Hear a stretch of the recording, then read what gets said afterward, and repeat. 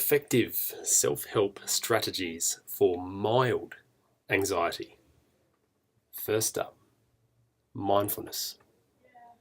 Now, mindfulness is useful where the stressor is focused on the past or the future. So if you're spending your time looking in the rear view mirror, driving the car, so that's looking into the past, that can be somewhat dangerous. The purpose of the rear view mirror is to look into it occasionally to see where you've been. However, if you do find yourself staring into the rear view mirror as you're driving forward, you could be crashing into things. So that's where mindfulness is very useful.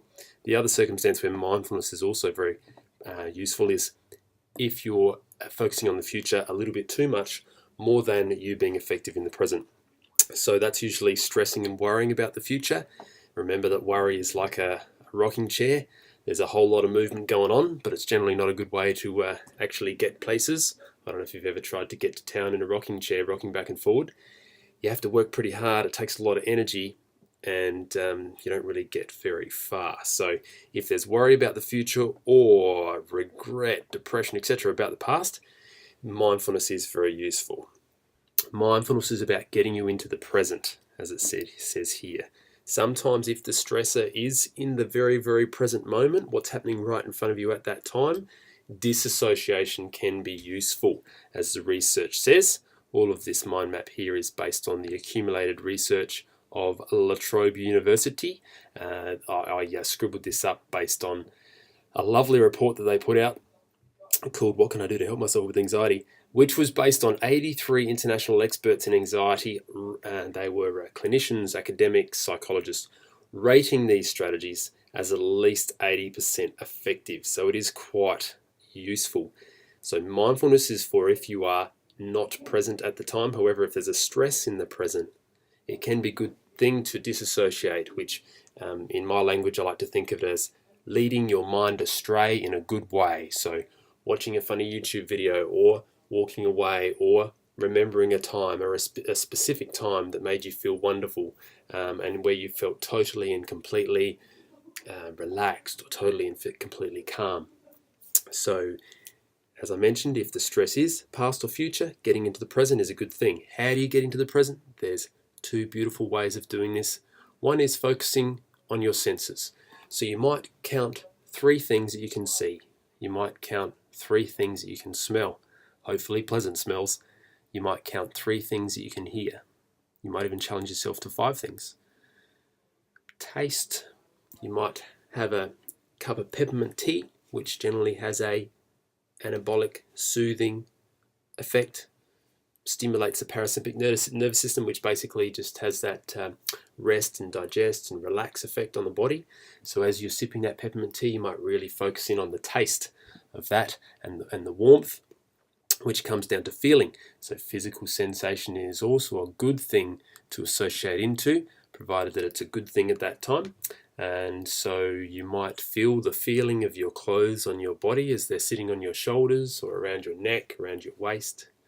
You might feel the feeling of the air. How strong is the air on your skin? Is it warm? Is it cool? You can see here the key is just about focusing in on the specifics of your senses to get you in your body in this present moment in time, instead of in your mind, which will be somewhere else. So getting you in your body also by focusing on temperature, warm, cool, cold, etc. So focusing on the 5 senses is a wonderful way to get you in your body, so to speak.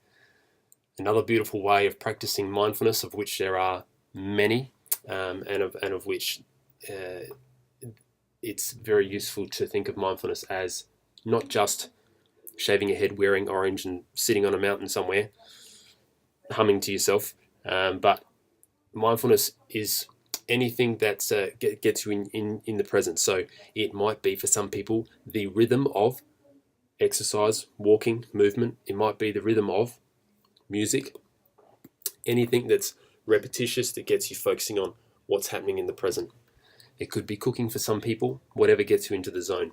So this way here is about watching your thoughts.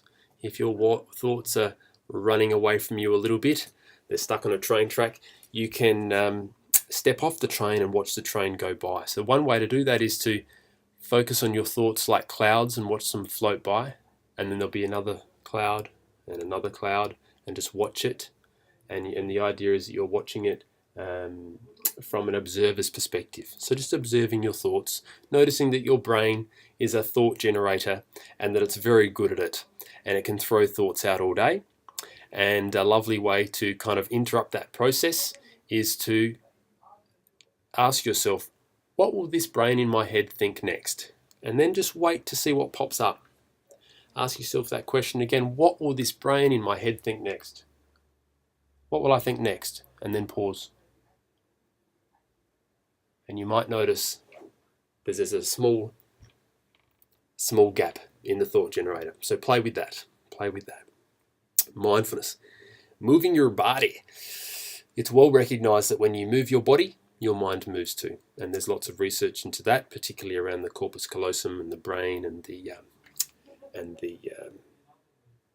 contralateral effect of left and right side, etc. So moving your body, just all you need to know is that when you move your body, your mind moves too.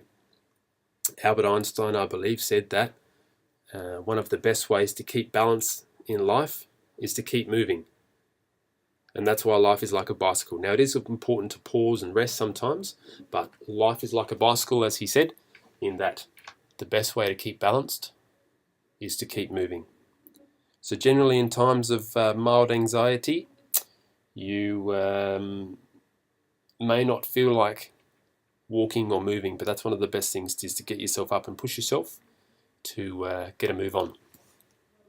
Another way which is well researched is progressive muscle relaxation, which is a fancy way of saying you just tense the muscles in your body and release them, and you move to another area of the body, tense and release, tense and release. And that is very effective for dissipating nervous energy, you might say. So when you're in that stressed, anxious state, and your nerves are firing like crazy, there's lots of nerve innervation going on, and so that's where PMR, or just tensing and releasing, is a very effective thing to do.